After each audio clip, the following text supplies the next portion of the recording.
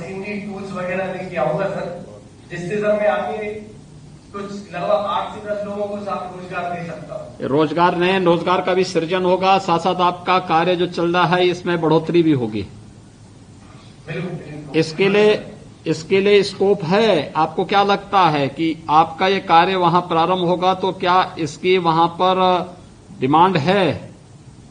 Sir auto repairing centre की sir बहुत generally बहुत ज्यादा डिमांड रहती है सर। ठीक है। जो उससे नई टेक्निक वगैरह आती है और नए टूल्स आएंगे सर, उससे भी सर जल्दी लोगों का काम होगा सर। इसमें सर जो ट्रैक्टर रिपेयरिंग का भी सर हम लोग काम करेंगे, इससे सर हमारे किसानों को भी ये मैकेनिक वगैरह हैं आपके पास? सर हमारे अभी हम 2 लोग हैं सर। ठीक है। अभी सर जो नए टूल्स आएंगे सर, तो उस पर सर हम लोग ट्रेन करेंगे लड़कों को सर। ठीक है। अच्छे यूथ को जो पॉलिटेक्निक और आईटीआई पास होंगे, इनको अगर आप ट्रेनिंग दे देंगे तो बहुत अच्छे ढंग से कार्यक्रम आगे बढ़ सकता है।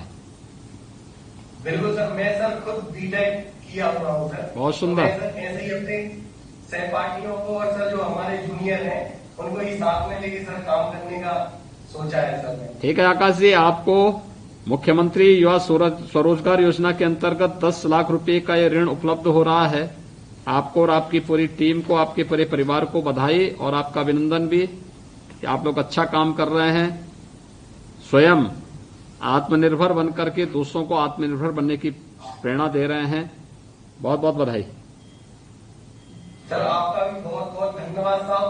सर आपके सहयोग से और सर हमारे जिलाधिकारी महोदय के सहयोग से सर हमें इतनी जल्दी इतनी आसानी से सर ऋण मिल रहा है, और ऊपर से सर आपकी इतनी अच्छी योजना जिसपे सर सब्सिडी भी मिलेगी, उसके लिए सर आपका बहुत बहुत आभार, बहुत बहुत धन्यवाद। ये सर प्रयागराज से हैं स्वास्तिक गुप्ता प्रयागराज। प्रणाम सर, संजय खत्री बोल रहा हूँ, डीएम प्रयागराज का। सर हमारे यहाँ पर ऑडियो की वित्त पोषण योजना के लाभार्थी स्वास्तिक गुप्ता जी हैं। सर ये बेसन उत्पाद की अपनी यूनिट लगाएंगे। सर 10 लाख का इनको लोन प्राप्त हुआ है। सर पहले सप्लाई का काम करते थे, लेकिन सर अब खुद अपना उत्पाद बनाएंगे, प्रोडक्शन करेंगे सर। स्वस्तिक जी, क्या काम? नमस्ते। अब तक क्या काम कर रहे थे आप? ऐसे ही सप्लाई वर्क कर रहे थे बेसन का। हाँ, तो आप मैन्युफैक्चरिंग करना चालू करेंगे। ठीक है, बहुत सुंदर। तो ये जो है आपको मार्केट वगैरह तो आप सप्लाई का काम करते थे, तो मार्केट का तो पता होगा ही आपके पास। हाँ सर, मार्केट का पता। तो आप ये कार्य आपका कब तक प्रारंभ हो सकता है? ये अभी हमारा प्लेटफॉर्म तैयार हो चुका है, मशीनें आने वाली हैं। ठीक है। तो इससे आपको क्या है, कितने नए लोगों को रोजगार मिल सकता है इससे? इसमें 10 से 12 लोगों को रोजगार मिलेंगे। बहुत सुंदर। तो इसमें महिला पुरुष कितने होंगे, कुछ आपको पैकिंग के लिए सब महिलाएं रहेंगी। ठीक है। पैकिंग के लिए महिलाएं रहेंगी। ठीक है, ठीक है, बहुत सुंदर। मार्केट में करेंगे। लगता है आपने प्रतिस्पर्धा के लिए खड़े हो गए कि अब नंदी भोग आटा की प्रतिस्पर्धा करेंगे वहां पे, हैं? नंदी वाले मित्र हैं, उनसे कंपटीशन नहीं। अच्छा, ठीक है। चलिए, बहुत सुंदर, बधाई। अच्छा काम कर रहे हैं आप। देखिए, व्यवसाय की में यही एक व्यक्ति निरंतरता के साथ आगे बढ़ेगा और अपने मार्केट को स्वयं करेगा, तो प्रोडक्ट की क्वालिटी पे निर्भर करता है, बहुत अच्छे ढंग से आगे बढ़ सकता है ये। हाँ सर, आशीर्वाद। तो आपको तो ओडीओपी योजना के अंतर्गत ये वित्त पोषण हो रहा है और इस ऋण की सुविधा उपलब्ध हो रही है। 1 डिस्ट्रिक्ट 1 प्रोडक्ट की योजना के अंतर्गत आपको और आपके पूरे परिवार को बधाई और शुभकामनाएं भी कि आपका व्यवसाय आगे बढ़े, फले फूले, ये हमारी शुभकामनाएं। धन्यवाद। लाभार्थी हैं शमसुद्दीन मोहम्मद गोरखपुर से। गोरखपुर। नमस्कार सर, जिलाधिकारी गोरखपुर वीरेंद्र पटेल बोल रहा हूँ सर। मेरा सर शमसुद्दीन मोहम्मद जी है सर। ये इनका सर प्रधानमंत्री रोजगार सृजन योजना के अंदर 10 लाख रुपया प्राप्त हुई है। वो इन्हें साइबर कैफे खोलेंगे सर, आपसे बात करेंगे। शमसुद्दीन जी क्या काम शुरू करने जा रहे हैं आप? नमस्कार। हाँ, नमस्ते सर, मैं एक छोटा सा साइबर कैफे चलाता था, जिससे मेरी परिवार की आर्थिक स्थिति बहुत खराब थी। हाँ। फिर मैंने जिला उद्योग विभाग गोरखपुर में संपर्क किया। वहाँ मेरी मुलाकात जिला उपायुक्त उद्योग श्री रवि कुमार शर्मा जी से हुई। उन्होंने मेरा उचित मार्गदर्शन किया। मार्गदर्शन करने के पश्चात उन्होंने मेरा प्रधानमंत्री रोजगार सृजन कार्यक्रम योजना के अंतर्गत 10 लाख रुपए का लोन साइबर कैफे एवं जन सेवा केंद्र संचालित हेतु प्राप्त कराया। तो ये सर क्या क्या साथ ही साथ यह भी बताना चाहूंगा, मेरे साथ साथ अन्य 5 लोगों को भी रोजगार दूंगा। ठीक है, बहुत सुंदर। क्या क्या कार्य आप इससे कर पाएंगे? सर ऑनलाइन से संबंधित सभी कार्य संपन्न हो सके। जी सर। ठीक है, बहुत सुंदर। देखिए, आपको और आपके पूरे परिवार को इसके लिए बधाई। एक अच्छा कार्य है कि हम लोग सरकारी नौकरी ढूंढने की बजाय अगर स्वयं अपने पैरों पर खड़े होकर के आगे बढ़ेंगे तो न केवल स्वयं स्वावलंबन की ओर अग्रसर होंगे, बल्कि बहुत सारे युवाओं के लिए एक प्रेरणा का स्रोत बन सकते हैं। और अच्छा, पूरी ईमानदारी के साथ, पूरी प्रतिबद्धता के साथ अगर आप कार्य करेंगे तो इसके बेहतर परिणाम भी आएंगे। आपको और आपके पूरे परिवार को बहुत बहुत बधाई। बहुत बहुत धन्यवाद सर। सर मथुरा से हैं अनुष्का, मथुरा। नमस्कार सर, जिलाधिकारी मथुरा। सर मथुरा से कुमारी अनुष्का को मुख्यमंत्री युवा स्वरोजगार योजना के अंतर्गत 6 लाख का ऋण स्वीकृत हुआ है अपने सिलाई का कार्य करने के लिए। सर ये आपसे अपना अनुभव साझा करेंगे सर। अनुष्का जी, क्या काम कर रही हैं आप? राधे राधे सर। हाँ, राधे राधे। जी सर, मैंने सिलाई कार्य हेतु 6 लाख का लोन लिया है बैंक से। हाँ, जिला उद्योग केंद्र की सहायता से। कितने लोग हैं आप? कितनी मशीनें आप लेंगे? सर मैंने 3 सिलाई मशीनें ली हैं जो ऑटोमेटिक वाली हैं। अच्छा। और 1 इंटरलॉक मशीन है सर उसमें। ठीक है, तो इसमें जो है जो सिलाई मशीन लेंगे तो जो कपड़ा आप सिलेंगे तो कहाँ लेके जाएंगे? सर मैंने मार्केट में काफी सारे छोटे छोटे जो स्टोर होते हैं कपड़ों के, वहाँ पे बात की है। हाँ, उन लोगों के ऑर्डर मिलेंगे हमको। हाँ। और मैंने कुछ कपड़े स्वयं बनाकर भी वहाँ पे सेल किए हैं, तो काफी अच्छा रिस्पॉन्स आया। इसीलिए मैंने सोचा कि मैं थोड़े बड़े स्तर से इस काम की शुरुआत करती हूँ। बहुत सुंदर। देखिए, बहुत अच्छा काम कर रहे हैं अनुष्का जी आप। देखिए, यही इसी के लिए आदरणीय प्रधानमंत्री जी ने आत्मनिर्भर भारत की बात की थी कि हर व्यक्ति अगर अपने स्तर पर अपनी एक नई सोच के साथ समाज की मांग के अनुरूप उस प्रकार के कार्यक्रम को आगे बढ़ा ले, इसमें न केवल आप अपने और अपने परिवार के लोगों के लिए आत्मनिर्भर बनने के लिए एक प्रेरणा बनेंगी, बल्कि ढेर सारे लोगों के लिए और महिलाओं के लिए प्रेरणादायी आपका एक कार्य हो सकता है। और इसमें तो कपड़ा लोगों को पहनना ही पहनना है।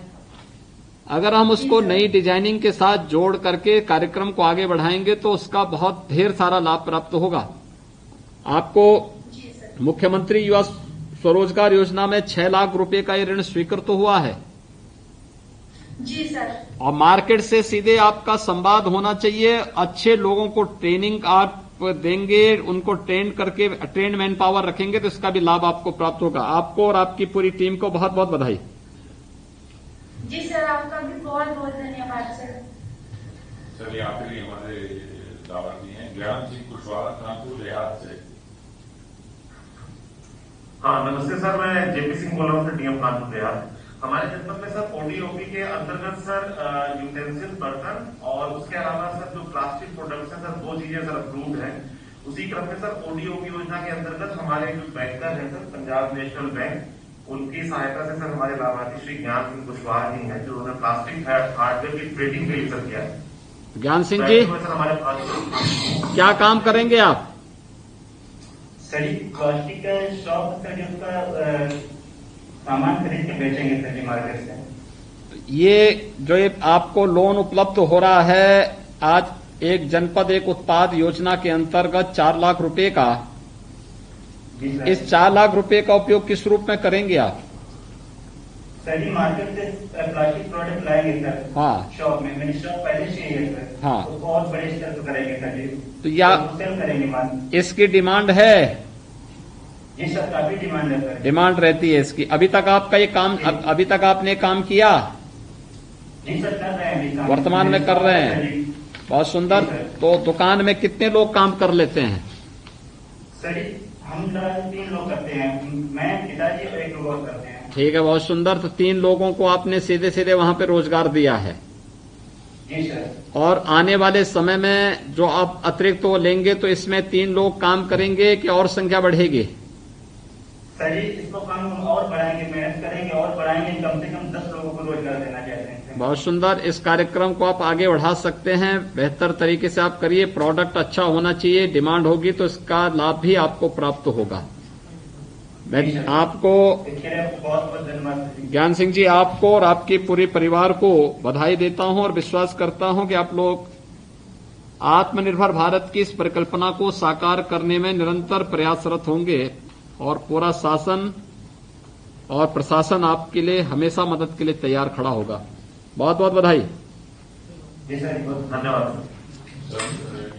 लाभार्थी हैं सर, जिनको आपके पहले लाभार्थियों को करेंगे, पहले उद्बोधन का हो जाएगा, उसके बाद फिर लाभार्थियों को करके ढंग से करा देना चाहिए। मैं माननीय मुख्यमंत्री जी से अनुरोध करूंगा अपना आशीर्वचन हम सबको देने के लिए।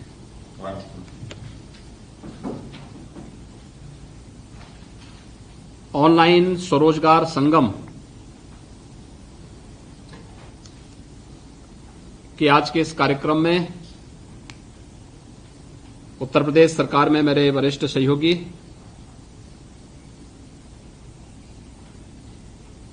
खादी एवं ग्रामोद्योग, रेशम, हथकरघा, वस्त्रोद्योग, सूक्ष्म लघु मध्यम उद्यम और निर्यात प्रोत्साहन विभाग के मंत्री श्री सिद्धार्थनाथ सिंह जी, प्रदेश के अवस्थापना और औद्योगिक विकास के आयुक्त श्री संजीव मित्तल जी,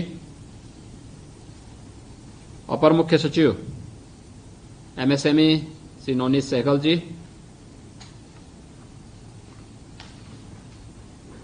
स्टेट लेवल बैंकर्स कमेटी से जुड़े हुए हमारे सभी पदाधिकारीगण और प्रदेश के अंदर विभिन्न जनपदों में आज की इस सुविधा का लाभ प्राप्त करने वाले हमारे लाभार्थीगण, प्रशासनिक अधिकारीगण और उपस्थित भाइयों बहनों, मैं सबसे पहले विभाग को इस बात के लिए बहुत बहुत धन्यवाद देता हूं कि इन्होंने कोरोना महामारी के दूसरे लहर में जैसे ही पब्लिक को रिलीफ मिली है, लोन मेला का आयोजन स्टेट लेवल बैंकर्स कमेटी के साथ आयोजित करते हुए प्रदेश के 31,000 से अधिक यूनिट को आज 2,500 करोड़ रुपए से अधिक के ऋण वितरण के इस कार्यक्रम के साथ जोड़ा है। हम सब जानते हैं मार्च 2020 में कोरोना महामारी ने देश के अंदर अपनी उपस्थिति दर्ज करते हुए अपना कहीं न कहीं स्वरूप दिखाना प्रारंभ किया था और उसके उपरांत कोरोना से बचाव के लिए अनेक प्रयास प्रारंभ हुए। समय से लिए गए निर्णय के कारण आदरणीय प्रधानमंत्री जी के नेतृत्व में भारत दुनिया के अंदर किसी भी अन्य देश की तुलना में ज्यादा सुरक्षित स्थिति में रहा। लेकिन एक महामारी है, उस महामारी के सामने संसाधन कम पड़ जाते हैं, सभी प्रकार की सुविधाएं तंग हो जाती हैं, दुनिया की बड़ी बड़ी ताकतें इसके सामने पस्त हो गई। लेकिन पूरा भारत प्रधानमंत्री मोदी जी के नेतृत्व में मजबूती से कोरोना के खिलाफ लड़ाई लड़ा है और जब हम लोग पहली लहर के दौरान लॉकडाउन में थे तब देश के अंदर अलग अलग तबके के लिए अलग अलग प्रकार की घोषणाएं प्रधानमंत्री जी ने की थी, चाहे वह गरीब कल्याण पैकेज के अंतर्गत गरीबों को दिए जाने वाले अन्न की योजना का लाभ हो, चाहे वह जनधन अकाउंटधारी लोगों के खाते में पैसे देने की बात रही हो, दिव्यांगजन, निराश्रित महिला, इन सभी को आर्थिक रूप से संबल प्रदान करने का रहा हो, या फिर आत्मनिर्भर भारत पैकेज के अंतर्गत भी सभी प्रकार की एमएसएमई यूनिट को बैंकों से आसान किस्त पर लोन उपलब्ध कराने की व्यवस्था, ये सभी कार्यक्रम हुए और विगत वर्ष बहुत सफलतापूर्वक ये कार्यक्रम हमारे आगे बढ़े थे। कोरोना से जैसे ही राहत मिली, मार्केट ने फिर से अपनी गति पकड़नी शुरू कर दी थी और बहुत बेहतर स्थिति की तरफ हम जा रहे थे। लेकिन हमने इस बात को देखा होगा, पिछले कुछ समय से, मार्च के अंत से लेकर के 2021 में फिर से कोरोना ने अपना रूप दिखाना प्रारंभ किया और देश के विभिन्न राज्यों में इस महामारी का कहर एक बार फिर से बरतता हुआ दिखाई दिया। उत्तर प्रदेश में भी हम लोगों ने अप्रैल प्रथम सप्ताह से ही कोरोना से बचाव के लिए अनेक प्रयास प्रारंभ किए, लेकिन फिर भी बहुत सारे लोगों ने इस पूरे अभियान के दौरान सरकार के द्वारा, केंद्र और प्रदेश सरकार के द्वारा किए गए प्रयासों के बावजूद बहुत सारे लोग थे जो कोरोना की चपेट में आए। बहुत सारे लोगों ने अपने परिवार के सदस्यों को, स्वजनों को खोया है।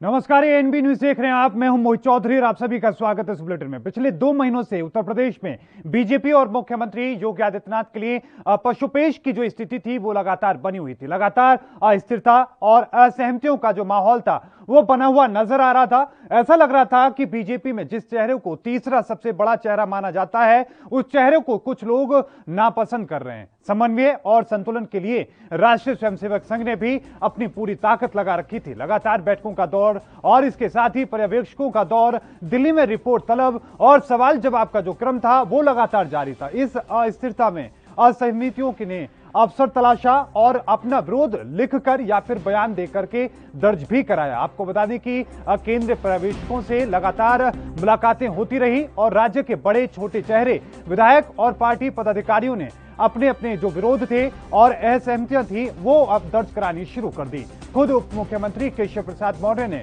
बयान दर्ज कराया और 2022 में पार्टी का राज्य में आखिरकार कौन नेतृत्व करेगा, इसका फैसला हाईकमान होगा। हाईकमान इसी का फैसला करेगा, ये उनका बयान सामने आया। और इसी बयान को पिछले चुनाव से पहले बीजेपी में आए स्वामी प्रसाद मौर्य ने भी दोहराया। लेकिन उत्तर प्रदेश में सभी दलों ने अपने अपने कार्यकर्ताओं को जोड़ने का काम, उनमें जोश भरने का काम तेज कर दिया है।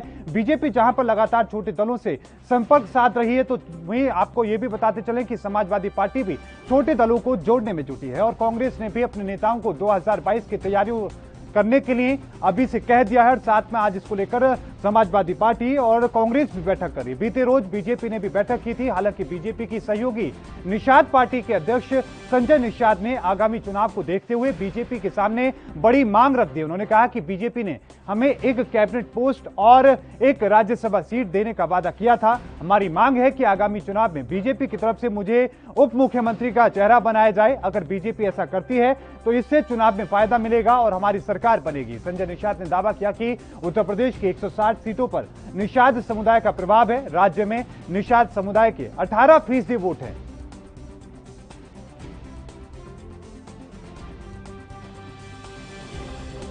इतना वोट है तो भारतीय जनता पार्टी ने खुद वादा किया था कि आइए हम आपका आरक्षण मुद्दा हल करेंगे, आपको केंद्र और राज्य में ताकत देंगे, पावर देंगे, जिससे आपके समाज के ऊपर जो अत्याचार 70 साल से सताए जा रहे हैं उससे आप खुद दूर करोगे और इसे इम्प्लीमेंट करा लोगे। दूसरा, इनके जो भी छीने गए जो बसपा के सरकार में इनके तालघाट नदी जो तुरंत बहन जी ने छीन लिया था, मतलब इतनी दुश्मनी थी कि गद्दी पर बैठते पहले आरक्षण खत्म किया था मतलब, और दूसरा जो है इन्होंने तालघाट नदी इनकी रोजी रोटी छीन ली थी। उसी मछली मारने में बसपा चली गई, उसी मछली के चक्कर में सपा चली गई, उसी मछली के चक्कर में किया था। उन पर कुछ काम हुआ कि नहीं हुआ? समीक्षा इस बात की हो रही कि मुख्यमंत्री के खिलाफ कौन है, मुख्यमंत्री किसके खिलाफ है, कौन किसको पसंद कर रहा है, कौन किसको नहीं पसंद कर रहा है। अरे भाई, आपके आपसी झगड़े में उत्तर प्रदेश के 24 करोड़ लोगों का नुकसान हो गया। इसकी समीक्षा 2022 में उत्तर प्रदेश की सम्मानित जनता करेगी। भाजपा क्या कर रही क्या नहीं कर रही उससे कोई लेना देना नहीं। इन लोगों ने उत्तर प्रदेश को बर्बाद कर दिया, तो बर्बादी की समीक्षा कर रहे हैं। भारतीय जनता पार्टी की सरकार और संगठन अपने असफलताओं के कलंक को बदलाव, मीटिंगों, बैठकों के माध्यम से धोने की कोशिश कर रहा है, जबकि उत्तर प्रदेश के लोग समझ चुके हैं। उत्तर प्रदेश के इतिहास में अगर यूं कहें 31 वर्ष में जिस तरह से उत्तर प्रदेश की बदहाली हुई है, अब तक की सबसे फेल सरकार रही, सबसे असफल सरकार रही है, जिसके कार्यकाल में घोटालों से लेकर, कोविड काल से लेकर, लोकतंत्र की हत्या करने से लेकर, जंगल राज को पूर्ण स्थापित करने से लेकर ऐसी कोई घटना नहीं बची जिस सरकार ने अंजाम न दिया हो। तो मुझे लगता है सरकार उत्तर प्रदेश के लोगों को अपने मंथन के नाम पर जो मुख्य मुद्दे हैं उससे भटकाना चाहती है, गुमराह करना चाहती है। सारी चीजें डिसाइडेड हैं। जो लड़ाइयां मुख्यमंत्री और प्रधानमंत्री में थी, पहले से थी, उस लड़ाइयों को दिखाकर उनसे छुपना चाहती है, बचना चाहती है। वो तो दौरा है, दौरा ऐसे चलता रहेगा। इसलिए हम लोग का संगठनात्मक जो ढांचा है उसके अंदर हमारी जो इलेक्शन मशीनरी होती है वो 24 घंटे कार्य करती है और उसको फिर नियंत्रण करते हैं और उसमें कोई सुधार होता है या सुझाव होता है वो दिया जाता है। तो ये चारों दलों के बयान आपने सुने। आपने सुना कि बीजेपी जिस तरीके से लगातार जो बैठकें कर रही है और साथ में अपनी पार्टी को और मजबूत करने की कोशिश कर रही है, तो वहीं निषाद पार्टी जो कि बीजेपी की सहयोगी है उसने अपनी मांगें सामने रख दी हैं। और इसके बाद ही जो विवाद है वो इस बात को लेकर भी है कि क्या निषाद पार्टी की जो मांगे हैं वो अगर पूरी नहीं होती हैं तो क्या वो एक बार फिर से अलग नजर आएगी। और इसके साथ ही आपने कांग्रेस को सुना, आपने समाजवादी पार्टी को भी सुना।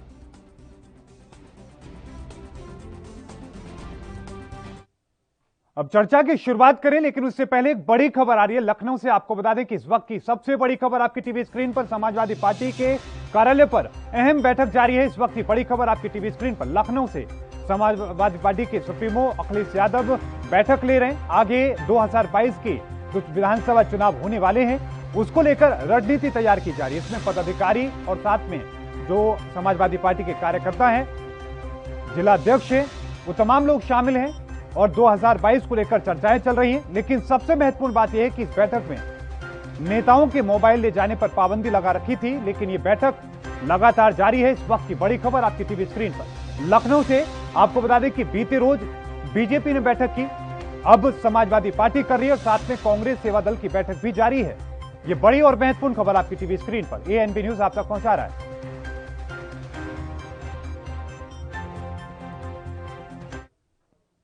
अब उत्तर प्रदेश की इसी उठापटक को लेकर हम चर्चा करने की कोशिश करेंगे। हमारे साथ अश्वनी शाही हैं बीजेपी से। आपका बहुत बहुत स्वागत है सर एएनपी न्यूज पर। हमारे साथ मनोज यादव है हमारे साथ समाजवादी पार्टी से, आपका भी बहुत बहुत स्वागत है सर। हमारे साथ संदीप चौधरी हमारे साथ है, राजनीतिक विश्लेषक हैं, आपका भी बहुत बहुत स्वागत है सर एएनपी न्यूज पर। सबसे पहले मैं मनोज यादव जी रुख में आप ही का करना चाहूंगा। बहुत महत्वपूर्ण आपकी बैठक चल रही है, लेकिन इसी बैठक को लेकर मैं आपका पहला कमेंट लेना चाहूंगा। इस बैठक को लेकर क्या कुछ आप किन मुद्दों को लेकर बातचीत कर रहे हैं, और सबसे महत्वपूर्ण बात ये मोबाइल ले जाने को लेकर पाबंदी आपने लगाई है। देखिए, जब राष्ट्रीय अध्यक्ष जी की बैठक होती है तो कोई 2-4 लोगों की बैठक तो समाजवादी पार्टी में होती नहीं है। या तो जो पार्लियामेंट्री बोर्ड होता है तब पार्लियामेंट्री बोर्ड के मेंबर होते हैं, अन्यथा जब कार्यकर्ता होते हैं, जिला अध्यक्ष होते हैं, नेता होते हैं, वो सभी को हॉल में बैठाया जाता है। मोबाइल जैसी चीजें मेरे ख्याल से विगत लगभग 1.5 सालों से हमारे यहाँ बैन है, वो अंदर ले जाने की अनुमति नहीं है, क्योंकि तमाम सारी बातें करनी रहती हैं। और कई बार आपने देखा होगा कि बीजेपी ने जासूसी के लिए लोगों को समाजवादी पार्टी कार्यालय में भेज दिया। एक बार तो वो जो पुलिस विभाग का एक जो लॉ एंड ऑर्डर की व्यवस्था की जानकारी देता है उस डिपार्टमेंट को ही भेज दिया हमारे कार्यालय में। तो इस वजह से इन सारी चीजों से बचने के लिए मोबाइल जैसी चीजों से रोक है। इस वजह से और आज की बैठक महत्वपूर्ण, लगातार जो भी पंचायत के चुनाव है उनको लेके है और भी 2022 को लेके जो समीकरण है और कार्यकर्ताओं को जो भी मैसेज देना है उसी के उपलक्ष्य में बैठकें हो रही। ठीक है, संदीप चौधरी जी रुख में आपका करना चाहूंगा, उसके बाद अश्वनी शाही जी आपका करूंगा। लेकिन संदीप चौधरी जी, उत्तर प्रदेश में जिस तरीके से लगातार बैठकों का दौर जारी है, तमाम राजनीतिक दल जो बैठक कर रहे हैं, कुछ लोगों की बात यह है कि वो अपनी पार्टी में जो मतभेद हैं उनको छिपाने की कोशिश कर रहे हैं, उनको ठीक करने की कोशिश कर रहे हैं, कुछ आगामी रणनीति को लेकर चर्चा कर रहे हैं। आपका आकलन क्या कह रहा है उत्तर प्रदेश में 2022 को लेकर इन बैठकों के लिए? देखिए मोहित जी, बिल्कुल उत्तर प्रदेश अब इलेक्शन मोड में आ चुका है और उत्तर प्रदेश की राजनीति आपको बता दूं बहुत महत्वपूर्ण है। देश की राजनीति में उत्तर प्रदेश की राजनीति तय करती है देश के प्रधानमंत्री का जो रास्ता है, उत्तर प्रदेश की राजनीति तय करती है देश की राजनीति में किस तरीके का बदलाव होने जा रहा है। तो आज की तारीख में भारतीय जनता पार्टी भी पूरे तरीके से एक्टिव है, उनके अपने बैठकों का दौर जारी है, रणनीति बनाने का काम जारी है, चाहे संगठन का हो चाहे सरकार का हो। ठीक इसी तरीके से भारतीय जनता पार्टी को जो टक्कर दे रही है आज की तारीख में, जो पार्टी खड़ी दिखाई देती है, चाहे वो मीडिया के माध्यम से चाहे धरातल पर, वो समाजवादी पार्टी है। कहीं ना कहीं बसपा भी पिछड़ रही है और दूसरे दल भी पिछड़ रहे हैं। तो जो टक्कर होने वाली है उत्तर प्रदेश में वो समाजवादी पार्टी और भारतीय जनता पार्टी के बीच होनी है। और अखिलेश यादव जी इस बात को अच्छे से जानते हैं कि भारतीय जनता पार्टी को टक्कर देने का मतलब केवल संगठन की तैयारियां नहीं है, इसके लिए आपको बूथ लेवल से अपनी टीम खड़ी करनी पड़ेगी, अपने संगठन को मजबूत करना पड़ेगा, दूसरी पार्टियों के नेताओं को तोड़ के अपने साथ मिलाना पड़ेगा। क्योंकि अभी भारतीय जनता पार्टी का आपने देखा होगा, पहले बिहार में देखा, फिर बंगाल में देखा, उसके पहले जिन राज्यों में भी चुनाव होते हैं, तो भारतीय जनता पार्टी का एक इतना भयंकर दौर आता है, दूसरी पार्टी के नेता अपनी पार्टी छोड़ के भागने लगते हैं और बीजेपी ज्वाइन करने लगते हैं, जिससे माहौल बन जाता है। तो समाजवादी पार्टी को भी इसी तरीके की तैयारी करनी पड़ेगी और अभी से उन्हें जुटना पड़ेगा। ठीक है अश्वनी शाही जी, दो चीजें हैं, एक तो फूड को लेकर जो बातें कही जा रही है, कल की बैठक हुई, कांग्रेस ने भी अपनी बात कही, समाजवादी पार्टी ने भी कही कि अपनी फूड को छिपाने की कोशिश कर रहे हैं, ये मुद्दों से भटकाने की कोशिश कर रहे हैं। ये देख रहे हैं कि प्रधानमंत्री मोदी वर्सेस योगी आदित्यनाथ की स्थिति को जो छिपाने की कोशिश में लगे हैं। और साथ में आज निषाद पार्टी ने जो अपनी 3 मांगे आपके सामने रखी है, सर इसको लेकर कमेंट। एक कयास लगाए जा रहे थे और कयास सब जो है नाकाम हो गए लोग। जो विरोधी दल हमारे लगा रहे थे कि मोदी जी में और योगी जी में ये है वो है, आज के दिन में केंद्र और राज्य की तरफ से माननीय योगी जी का निर्विवाद चेहरा सामने आया है। ये सबसे स्पष्ट चीज है। ये 2 महीने में बहुत कयास लगाए जा रहे थे, ये फूट है वो फूट है। अभी मैंने सुना सपा के एक जो है आपको ओपनिंग रिमार्क में कोई बड़े नेता एक अभी कह रहे थे कि आपसी फूट के उसमें आपने 24 करोड़ लोगों का नुकसान कर दिया। अरे भाई फूट कहाँ है? फूट तो दिखी थी सपा में, तो चाचा और भतीजे में फूट दिखी थी। और मोबाइल की जो बात थी, अभी आपने मोबाइल की बात कर दिया। एक मोबाइल एक बार एक घटना हुई थी जो मंच पर सभी सारे बड़े नेता बैठे थे और राष्ट्रीय अध्यक्ष जी ने सपा के वरिष्ठ नेता को झलक दिया था और माननीय नेता श्री मुलायम सिंह यादव जी के हाथ से माइक छीन लिया था।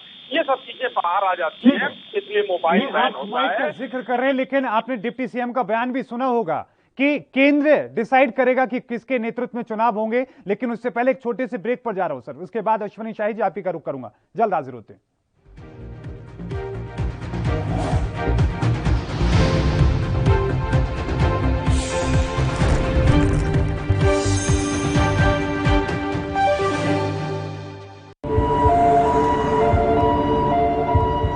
ਜਿਵੇਂ ਭਾਰਤ ਦੇ ਵਿੱਚ ਇੱਕ ਦਿਨ ਵਿੱਚ ਕਰੋਨਾ ਵਾਇਰਸ ਦੇ ਲੱਖਾਂ ਕੇਸ ਰਿਕਾਰਡ ਹੋ ਰਹੇ ਹਨ, ਤਾਂ ਨਾਗਰਿਕਾਂ ਦਾ ਇਹ ਫਰਜ਼ ਬਣਦਾ ਹੈ ਕਿ ਉਹ ਆਪਣਾ ਧਿਆਨ ਰੱਖਣ ਅਤੇ ਸਿਹਤ ਢਾਂਚੇ ਦੇ ਭਾਰ ਨੂੰ ਘਟਾ ਸਕਣ। ਪਰ ਹੁਣ ਜਦੋਂ ਦੂਜੀ ਲਹਿਰ ਚੱਲ ਰਹੀ ਹੈ ਤਾਂ ਜੇਕਰ ਲੋਕਾਂ ਨੇ ਆਪਣਾ ਧਿਆਨ ਨਾ ਰੱਖਿਆ ਤਾਂ ਮਹਾਮਾਰੀ ਦੇਸ਼ ਦੇ ਵਿੱਚ ਲੰਬੇ ਸਮੇਂ ਤੱਕ ਚੱਲੇਗੀ। ਪਰ ਜ਼ਿੰਮੇਵਾਰ ਵਿਵਹਾਰ ਕਿਹੜਾ ਹੈ? ਬਹੁਤ ਆਸਾਨ ਹੈ, ਮਾਸਕ ਲਗਾਓ। ਜਦੋਂ ਘਰੋਂ ਨਿਕਲਣ ਲੱਗੋ ਹਮੇਸ਼ਾ ਮਾਸਕ ਲਗਾ ਕੇ ਨਿਕਲੋ। ਹੁਣ ਦੂਰਾ ਮਾਸਕ ਲਗਾਉਣ ਦੀ ਸਲਾਹ ਵੀ ਦਿੱਤੀ ਜਾਂਦੀ ਹੈ। ਦੂਰਾ ਮਾਸਕ ਵਾਇਰਸ ਦੇ ਵਿਰੁੱਧ ਇੱਕ ਮਜ਼ਬੂਤ ਰੁਕਾਵਟ ਦਾ ਕੰਮ ਕਰਦਾ ਹੈ। ਜਦੋਂ ਬਾਹਰ ਹੁੰਦੇ ਹੋ ਤਾਂ ਬਾਕੀਆਂ ਨਾਲੋਂ 6 ਫੁੱਟ ਦੀ ਦੂਰੀ ਬਣਾ ਕੇ ਰੱਖੋ। खुद ਨੂੰ ਅਤੇ ਬਾਕੀਆਂ ਨੂੰ ਸੁਰੱਖਿਅਤ ਰੱਖੋ। ਭੀੜ ਭਾੜ ਵਾਲੀਆਂ ਥਾਵਾਂ ਅਤੇ ਘੱਟ ਹਵਾਦਾਰ ਥਾਵਾਂ ਤੇ ਪਰਹੇਜ਼ ਕਰੋ। ਬੰਦ, ਗੈਰ ਹਵਾਦਾਰ ਅਤੇ ਛੱਤ ਦੇ ਥੱਲੇ ਵਾਲੀਆਂ ਥਾਵਾਂ ਜਲਦੀ ਹੀ ਕੇਂਦਰਿਤ ਹੋ ਜਾਂਦੀਆਂ ਹਨ ਅਤੇ ਇਸ ਦੇ ਨਾਲ ਉਸ ਥਾਂ ਤੇ ਮੌਜੂਦਾ ਲੋਕਾਂ ਵਿੱਚ ਇਨਫੈਕਸ਼ਨ ਦਾ ਖਤਰਾ ਵੱਧ ਜਾਂਦਾ ਹੈ। ਜਿੰਨੇ ਜ਼ਿਆਦਾ ਲੋਕਾਂ ਨਾਲ ਤੁਸੀਂ ਸੰਪਰਕ ਵਿੱਚ ਆਉਂਦੇ ਹੋ, ਉਨੇ ਹੀ ਜ਼ਿਆਦਾ ਤੁਸੀਂ ਕੋਵਿਡ-19 ਦੇ ਪ੍ਰਭਾਵ ਥੱਲੇ ਆਉਂਦੇ ਹੋ।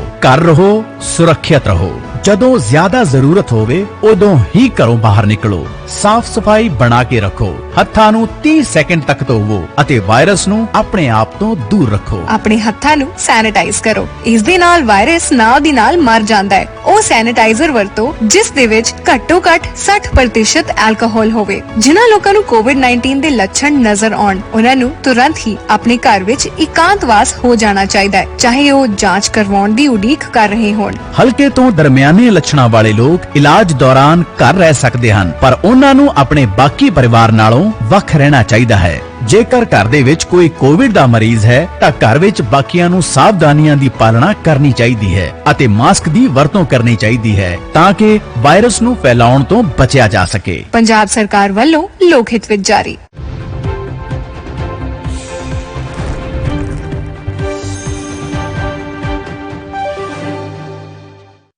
ब्रेक के बाद एक बार फिर से आपका स्वागत है। लगातार तीनों मेहमान हमारे साथ बने हुए हैं। अश्विनी शाही जी, मैं पहले निषाद पार्टी के द्वारा जो मांगे रखी गई हैं आपके सामने, उसको लेकर कमेंट लेना चाहता हूं कि केंद्र में भागीरथ में उनको मांग रहे हैं, वो साथ में राज्यसभा के लिए बोल रहे हैं वो, और ये कह रहे हैं कि डिप्टी सीएम का चेहरा।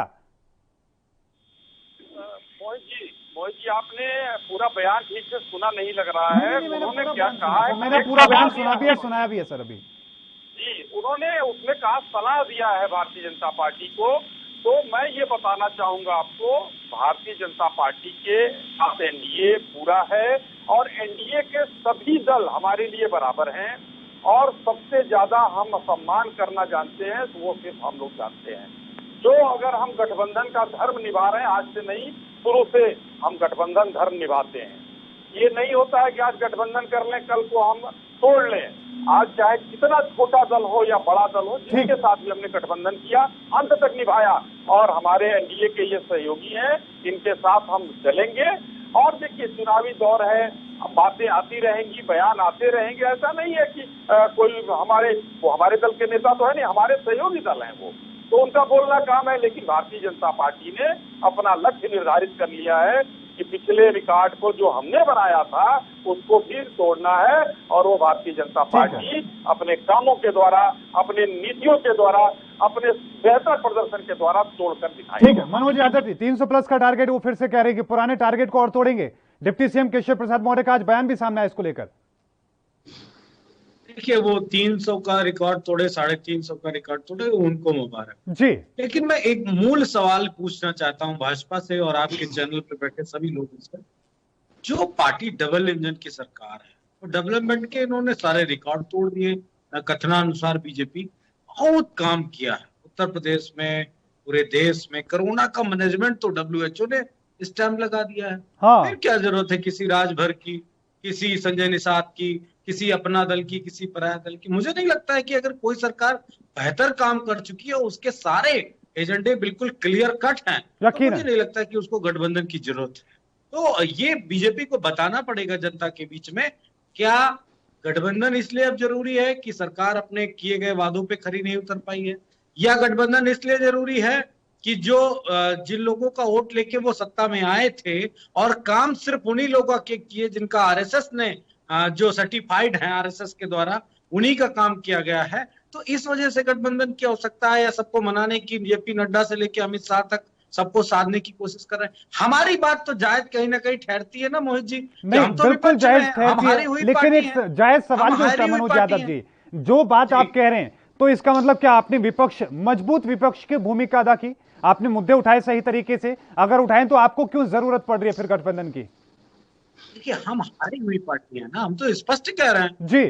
हमने काम किया, हम हार गए, तो निश्चित तौर पे बीजेपी ने इतनी बड़ी सेंट्रल गवर्नमेंट के बावजूद भी गठबंधन किया। तो एक जो तमाम सारी जातियों में प्रदेश को बांटा गया है, वो बीजेपी के द्वारा मुख्य रूप से, वो राजभर अलग, निषाद अलग और कुर्मी अलग, और तमाम सारी छोटी छोटी जातियों को जाट अलग, गुजर अलग। तो जो ये बंटवारा किया है सरकार ने, इसको जोड़ना पड़ेगा। ठीक है, इसलिए समाजवादी पार्टी इस गठबंधन को साथ मिला रहा है। अश्विनी शाही जी कुछ कहना चाहते हैं, उसके बाद संदीप चौधरी जी का रुख करूंगा गठबंधन को लेकर। अश्विनी शाही जी, डबल इंजन की सरकार को गठबंधन की जरूरत क्यों पड़ रही है अगर इतना ही विकास किया तो? मोहित जी, एकदम बहुत बढ़िया सवाल आपने भी किया और हमारे साथी मनोज भाई ने किया। मनोज भाई ने कहा कि अगर इतना रिकॉर्ड तोड़ दिया है, इतना विकास किया है, तो गठबंधन की देखिए हर दलों को जरूरत पड़ती है। इनकी 12 से और 17 तक इनकी सरकार थी। इनका नारा क्या था? काम बोलता है। लेकिन और अभी भी ये दावा करते हैं हमने ये बना दिया, वो बना दिया, ये पुल बना दिया, वो हवाई जहाज बना दिया, सब कहते हैं। उसके बाद भी बुआ और बबुआ के साथ इन्होंने क्यों गठबंधन किया? उसके बाद गठबंधन किया क्योंकि हमारी पार्टी के इंटरनल मैटर थे शाही जी। अरे झगड़ा था पार्टी में, इसीलिए हम कह रहे हैं ना, हमारी पार्टी का इंटरनल मैटर था, इसलिए हमें गठबंधन करना पड़ा कांग्रेस से। अश्विनी शाही जी सबसे बड़ी बात उन्होंने कहती है कि वो हारी हुई पार्टी है और आप तो डबल इंजन की पार्टी है। अश्विनी शाही जी डबल इंजन की पार्टी है आप। नहीं, इनका इंटरनल हो जाता है, मेरा एक्सटर्नल हो जाता है। जी तीसरी बात, आप कहिए आपकी भी पार्टी में इंटरनल मैटर है। जिसने ये कहा कि जातियों में रखा है, अरे जाति के आधारित बनी पार्टी के लोग इस तरीके की बात करेंगे कि जातियों में बांट रखा है, तो ये तो हास्यास्पद बयान है ना। ये इन लोगों का बयान बहुत काम किया है। ठीक है, एक बार पूरे जोर से आए कांग्रेस के साथ गठबंधन करके, हाथी पर चढ़ के आए, लेकिन विफल रहे ये लोग। भारतीय जनता पार्टी ने इनको दोनों बार विफल किया। और आज गठबंधन की बात हम तो आज नहीं, अटल जी के जमाने से हम लोग एनडीए बनाकर चल रहे हैं। एनडीए हमारा साथी जो भी है उसमें कुछ आते हैं कुछ जाते हैं, लेकिन हम जो भी रहते हैं उनको मजबूती के साथ पकड़ के रहते हैं। हम हास्यास्पद बातें नहीं बोलते हैं। ठीक है सर, ठीक है अश्विनी शाही जी, एक बार दर्शकों को भी ताकि समझ में आए कि गठबंधन उत्तर प्रदेश में कितना महत्वपूर्ण है, छोटे दलों की क्या भूमिका है उत्तर प्रदेश में। संदीप चौधरी जी, कितना जरूरी है गठबंधन और छोटे दल जो हैं उत्तर प्रदेश में किस तरह की भूमिका अदा करते हैं बड़ी पार्टियों के साथ? देखिए मोहित जी, छोटे दलों का जो सबसे महत्वपूर्ण रोल है वो ये है कि जो वो एक वोट परसेंटेज होता है, चाहे वो छोटा ही परसेंटेज हो, वो बड़े दल को या बड़ी पार्टी को मिलने से उनके कैंडिडेट जो बहुत कम मार्जिन से हार जीत वाली सीटें होती हैं उनको जीत में बदलने का मादा रखते हैं। तो छोटे दलों का महत्वपूर्ण योगदान है, खासकर उत्तर प्रदेश की राजनीति में।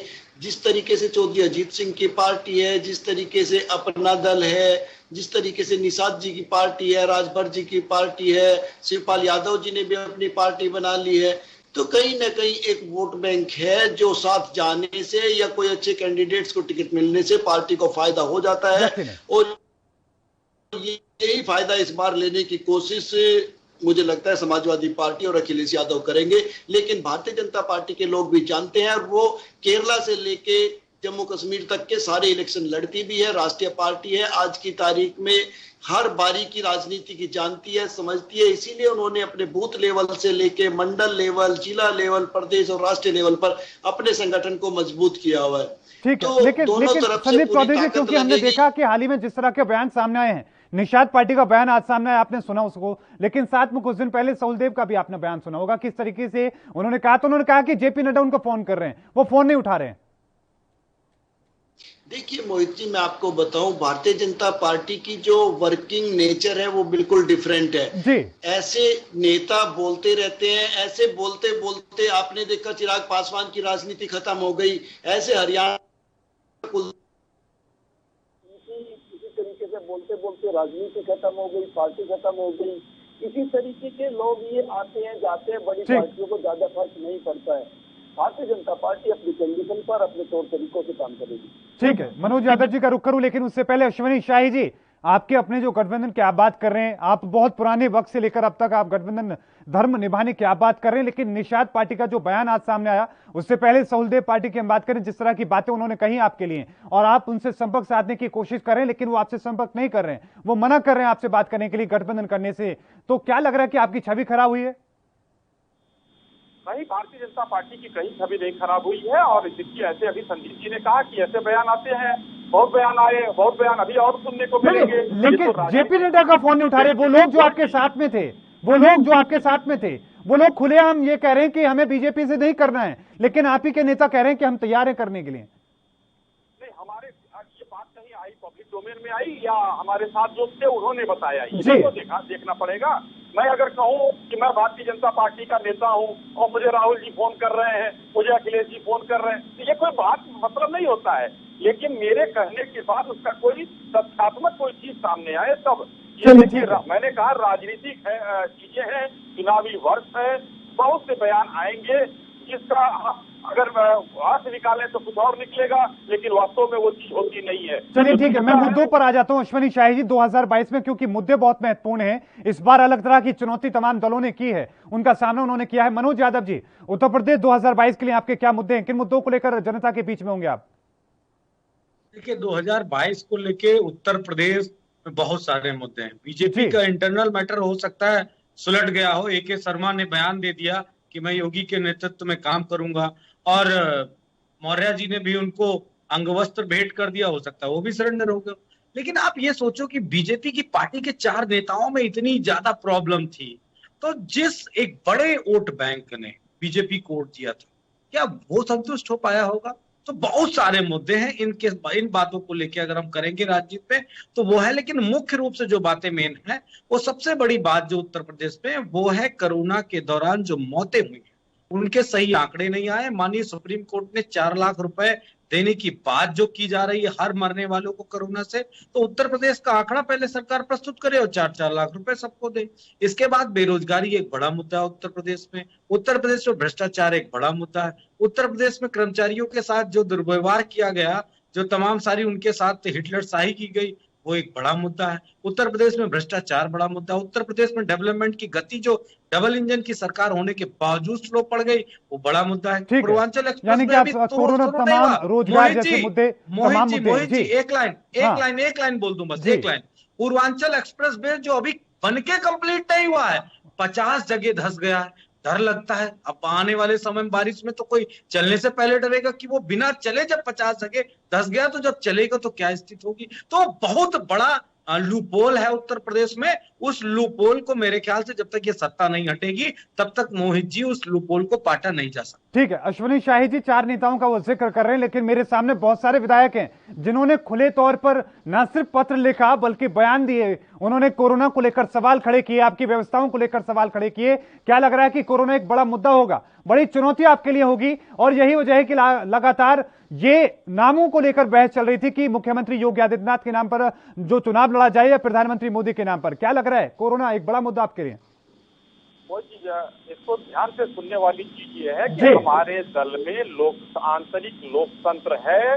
हमारे विधायकों ने चिट्ठी लिखी है, मैं इसको एक्सेप्ट करता हूँ।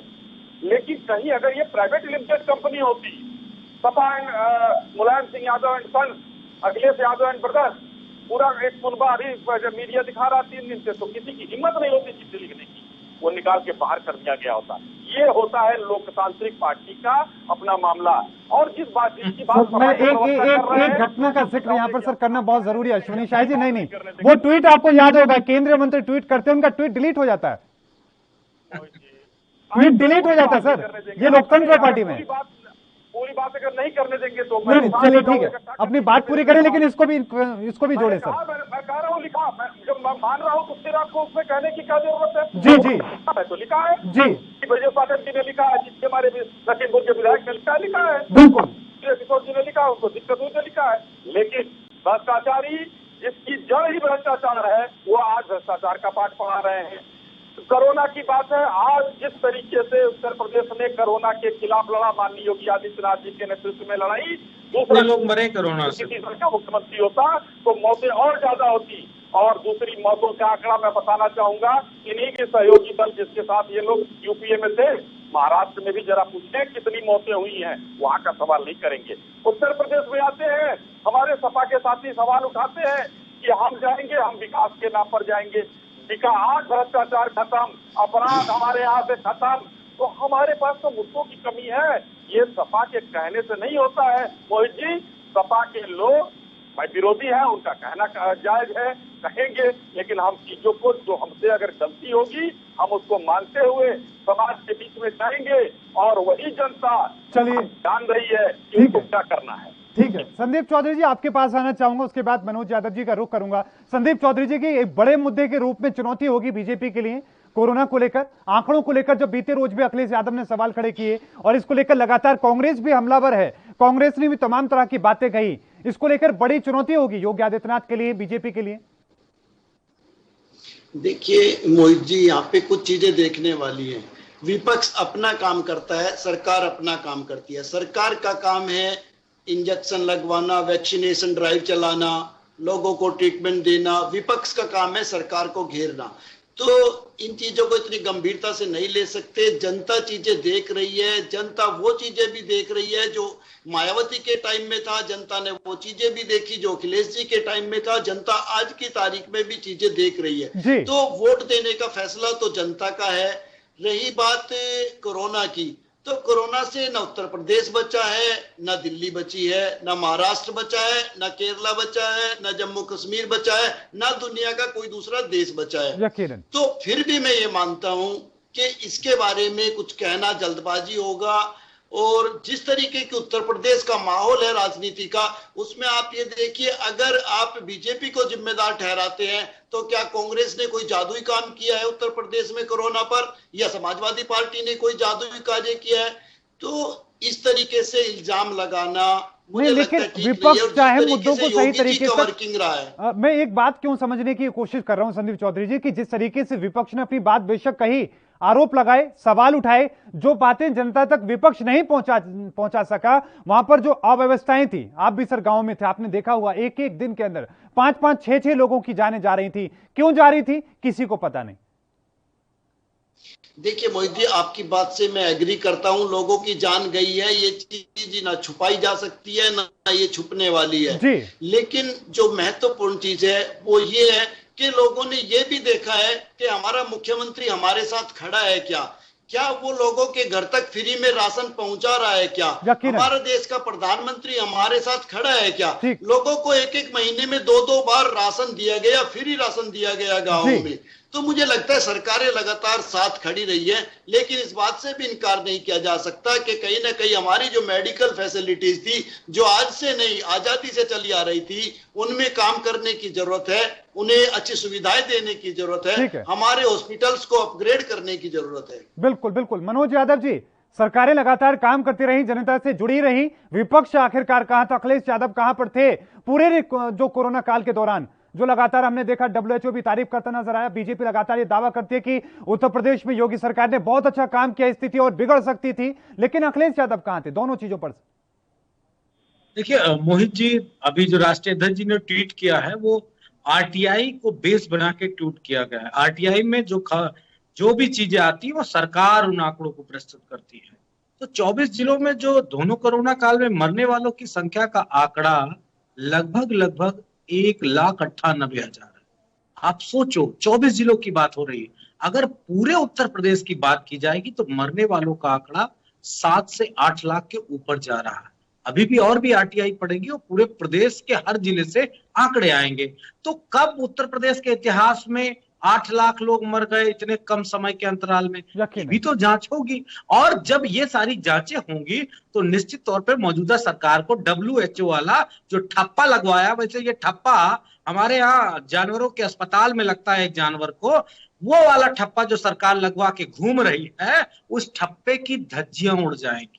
हम तो इंतजार कर रहे हैं, हमारी पार्टी उस पर काम कर रही है। हर जगह से हम लोग डेटा इकट्ठा कर रहे हैं, हर गांव से डेटा इकट्ठा कर रहे हैं कि विगत 2 महीनों में जो इस बार का कोरोना की दूसरी लहर है, या कोरोना के दौरान जितने भी लोग मरे हैं, सबके नाम इकट्ठे किए जा रहे हैं। आप परेशान मत हो, ये कोई षड्यंत्र नहीं है। ये आंकड़े हम प्रस्तुत करेंगे, जो कि बार बार मांग करने के बावजूद भी श्वेत पत्र अभी तक सरकार लेके नहीं आई है। लेकिन मैं एक महत्वपूर्ण बात बता रहा हूँ, किस मुंह से जाएगी ये सरकार जनता के बीच में? इनका मैनिफेस्टो पढ़ दीजिए, मैनिफेस्टो पढ़ दीजिए। एक सेकंड, मैं आ रहा हूं आपके पास ही, आप ही के पास हूं मनोज यादव जी। मैंने एक और सवाल पूछा था, ये कि जब जनता मर रही थी, तिल के मर रही थी, ऑक्सीजन की कमी की खबरें थी, लोगों को ऑक्सीजन की जरूरत थी, बेड की जरूरत थी, तब अखिलेश यादव कहां थे? वो ट्वीट करके राजनीति कर रहे थे, सवाल उठा रहे थे, लेकिन जनता के बीच में वो क्यों नहीं थे? उनकी बातों को क्यों नहीं उठा पा रहे थे? नहीं, बिल्कुल आपका जायज सवाल है, इसका भी जवाब दूं जी। जब समाजवादी पार्टी प्रथम कोरोना काल में काम करती है, तो आपको मोहित जी बता रहा हूं, ईमानदारी से बता रहा हूं, ईश्वर की सौगंध खा के बता रहा हूं, समाजवादी पार्टी ने पैरेलल टू सरकार अनाज का वितरण किया था पूरे प्रदेश में, पैरेलल टू सरकार। और ये कहूं कि हमने ही सबसे पहले शुरू किया था, फिर सरकार ने राशन बांटना शुरू किया था, तो इस बात में गलत नहीं है। पता है क्या हुआ? हजारों हजार केस उत्तर प्रदेश में समाजवादी पार्टी के कार्यकर्ताओं पे लगा गए। आप हंस सकते हैं शाही जी, इसमें कोई दिक्कत नहीं, लेकिन थानों की रिपोर्टें और मुकदमे नहीं गलत हो सकते हैं। आपकी सरकार को इस पर स्पष्टीकरण देना चाहिए कि हमने प्रथम कोरोना काल में समाजवादियों पे और अनाज बांटने वालों पे कितने मुकदमे लगाए, कौन खाना बांट रहा था। आप भी बांट रहे होंगे, समाजवादी पीछे नहीं थी। लेकिन किसानों के आंदोलन जब शुरू हुआ, समाजवादी पार्टी सड़कों पे आई, हजारों लोगों पे मुकदमे हुए। मैं खुद मोहित चौधरी जी 7 दिन जेल में रहा हूं, सिर्फ किसानों की आवाज बनने के एवज में। तो सरकार ने आंदोलन को, सरकार ने मदद को दबाने का काम किया। और दूसरी लहर तो इतनी आप कर रहे भयावह थी, होंगे, आपके जैसे और भी जो कार्यकर्ता जो नेता होंगे वो कर रहे होंगे, लेकिन मैं सवाल मेरा ये था कि अखिलेश यादव आखिरकार वो खुद थे कहां? हम देख रहे हैं कि मुख्यमंत्री योगी आदित्यनाथ अगर अस्पतालों का दौरा कर रहे हैं, आप चाहे उनको चुनावी दौरे का नाम दे रहे थे, लेकिन अखिलेश यादव कहां थे जब लोगों को उम्मीद थी कि उनके अपने जो नेता होंगे उनके सवालों को उठाएंगे, उनकी समस्याओं को उठाएंगे? देखिए, लगातार समाजवादी पार्टी ने हर मुद्दे पे सवाल उठाया है। सरकार के खिलाफ अखिलेश यादव जी धरने पे भी बैठे हैं। लेकिन एक बात बताइए, जब ये सरकार दूसरे वाले कोरोना काल में पंचायत चुनाव करा रही थी, तो किससे उम्मीद कर सकती कि उत्तर प्रदेश का कौन सा व्यक्ति चलेगा, राशन बांटने का काम करेगा या मदद करेगा? उत्तर प्रदेश में तो पंचायत के चुनाव हो रहे थे भाई। ये सरकार जवाब देना कि पंचायत के चुनाव जरूरी थे कि लोगों की जिंदगियां जरूरी थी। ठीक है, मैं आंकड़ों पर ही आना चाहूंगा क्योंकि चुनावों की बात बहुत हुई है।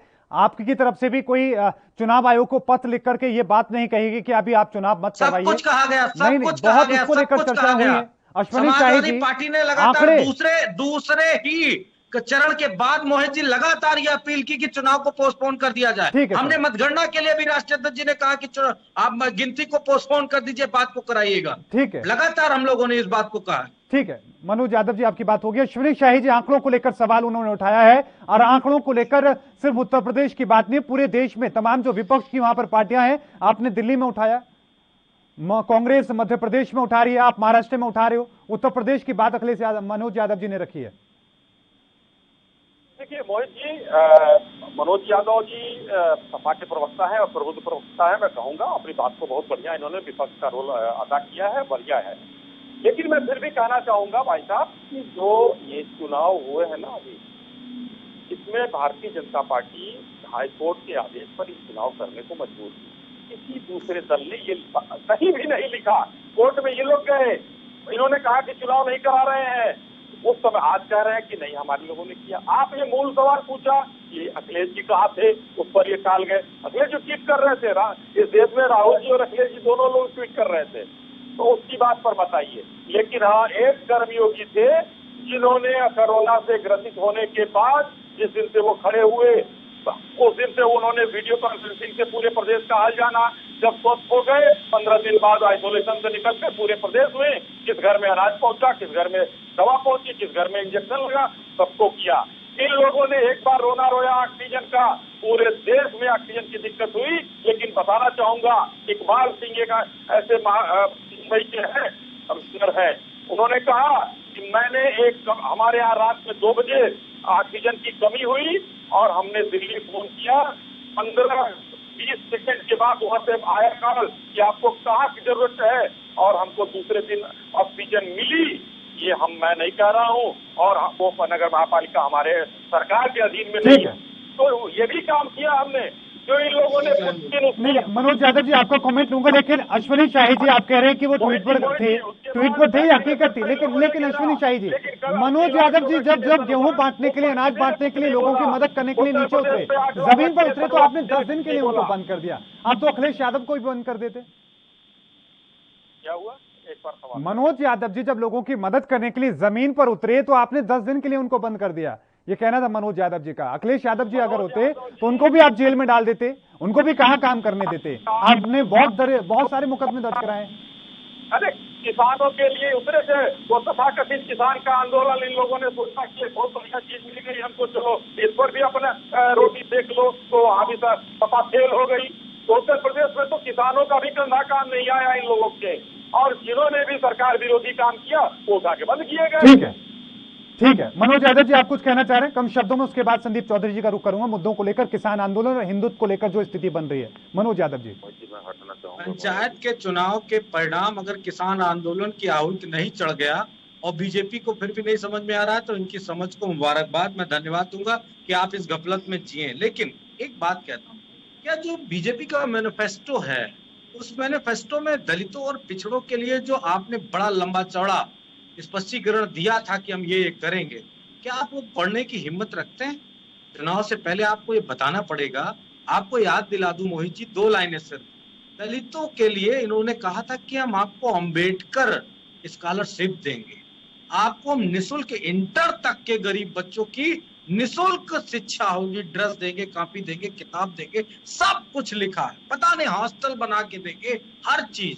हम चाहते हैं कि आदरणीय योगी आदित्यनाथ जी ने तो मैनिफेस्टो नहीं बनाया होगा, लेकिन प्रदेश का जो नेतृत्व है बीजेपी का, स्वतंत्र देव सिंह जी को, चूंकि वो भी पिछड़े वर्ग से आते हैं, उनको वो मैनिफेस्टो पिछड़ों का और दलितों के जो नेता उनको वो पढ़ना चाहिए और जनता को बताना चाहिए। आज ही बता दूं आपको, कोरोना काल में इनके एक महासचिव, क्षेत्रीय महासचिव मर जाते हैं, इनको पता ही नहीं है। पता चलता है कि उनको अध्यक्ष बना दिया जाता है, मतलब उनको जिम्मेदारी सौंपी गई थी। बहुत विवाद उसको लेकर हुआ। मैं उस पर अश्विनी शाही जी कुछ कहना भी चाह रहे, लेकिन सर समय की कमी के चलते मैं अब संदीप चौधरी जी का रुख कर लेता हूं। संदीप चौधरी जी, किसान आंदोलन और जो हिंदुत्व के जो एजेंडे देखने को मिल रहे हैं उत्तर प्रदेश में इस वक्त, क्या लग रहा है कि वो भी एक बड़ा मुद्दा बनेंगे 22 में? देखिए मोहित जी, मैं आपको बताऊं, हिंदुस्तान की राजनीति एक अलग दिशा में जा रही है। आज की तारीख में 2 विचारधारा हो गई हैं और 2 ही पार्टियां हो गई हैं। 2 विचारधारा ये हो गई है कि हिंदुत्व की विचारधारा हो गई है और दूसरी एंटी हिंदुत्व की हो गई है। एक विचारधारा राष्ट्रभक्ति की हो गई है, एक देशद्रोहियों की हो गई है। तो चीजें कहीं ना कहीं अब डाइवर्ट हो चुकी हैं और ये पब्लिक को डिसाइड करना है कि कौन हिंदुत्व के प्रोटेक्शन करने वाला है और कौन नहीं करने वाला है, कौन हिंदुत्व के साथ है, कौन राष्ट्रभक्त है, कौन नहीं है। तो चीजें बड़ी कंफ्यूजन हो चुकी हैं आज की तारीख में। तो ये जनता को फैसला करना है, जनता को देखना है कि वो किस मुद्दे के साथ जाना चाहते हैं। मुद्दों पर सर जो बुनियादी मुद्दे वो गायब हो जाएंगे तारीख में। मोहित जी, आपको सारे मुद्दे मिलेंगे, आपको ये भी मुद्दा मिलेगा कि भाई मुद्दे सारे मिलेंगे यकीनन। अश्विनी शाही जी, आखिरी कमेंट के रूप में आपके पास आ रहा हूं, किस तरीके से आश्वस्त कराएंगे कि पार्टी में कोई फूट नहीं है, जो विपक्ष आरोप लगा रहा है वो बेबुनियाद है, किस तरीके से आप कहेंगे? आखिरी कमेंट होगा आपका। 370 के साथ है या 370 वालों के साथ है, तो आपको ठीक है संदीप चौधरी जी, मोहित जी ठीक है। अश्विनी शाही जी, आखिरी कमेंट आपका, एंडिंग कमेंट सर। अश्विनी शाही जी की आवाज नहीं मिल रही है। मनोज यादव जी, आखिरी कमेंट आपका। देखिए, मैं उत्तर प्रदेश में आश्वस्त किस तरीके से करेंगे अपने मतदाताओं को, अपने कार्यकर्ताओं को?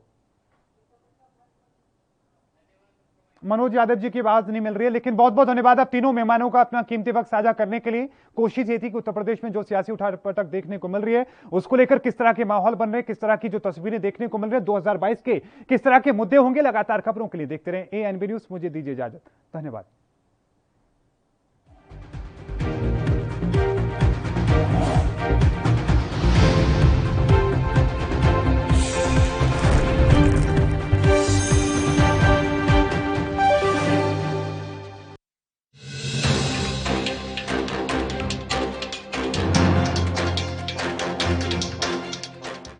बिहार में बाढ़ से कई इलाके प्रभावित। राहुल गांधी ने बाढ़ पीड़ित परिवारों के प्रति जताई संवेदना, कार्यकर्ताओं से की मदद की अपील। हरियाणा में JPT भर्ती घोटाला मामले में इनेलो सुप्रीमो ओम प्रकाश चौटाला की सजा पूरी, कागजी कार्रवाई पूरी होने के बाद जेल से होंगे रिहा। जल संघ के संस्थापक डॉक्टर श्यामा प्रसाद मुखर्जी की पुण्यतिथि आज। PM मोदी और अमित शाह और CM योगी ने किया नमन। ओलंपिक दिवस आज। PM मोदी ने खिलाड़ियों को दी ओलंपिक दिवस की शुभकामनाएं, कहा देश को खिलाड़ियों पर गर्व है। और निर्दलीय सांसद नवनीत राणा को मिली बड़ी राहत। बॉम्बे हाईकोर्ट के आदेश पर सुप्रीम कोर्ट ने लगाई रोक। नवनीत और राणा की याचिका पर हाईकोर्ट में शिकायतकर्ता को किया नोटिस जारी।